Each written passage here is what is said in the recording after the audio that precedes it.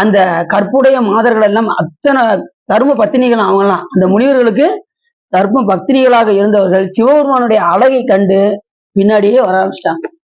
அப்ப சாமி எவ்வளவு அழகு, சாமி எப்படிப்பட்டவர்? சுந்தரன் பேரு. சிவபெருமானுக்கு என்ன பேரு? மீனாட்சி சுந்தரேஸ்வரர் அப்படின்னு என்ன அர்த்தம்? அழகன். அவருக்கு மேல அதனாலதான் சொக்கநாதன் பேரு. சொக்கநாதன் சொக்க வைக்கக்கூடியவர், சொக்கநாதன் பேரு. எவ்வளவு பேர் பாருங்க, அங்கேயே சரண்டர் அப்படிங்களா? சாமிக்கு சொக்கநாதர் அப்படின்னு அத பல பாட்டுல குருஞான சம்பந்தரே சொல்ற, உன்னை சிங்காரித்து உனது அழகு பாராமல் என்னை சிங்காரித்து இடர்பட்டேன், பொன்னை அறிவையறையே நினையும் அன்பிலேற்கு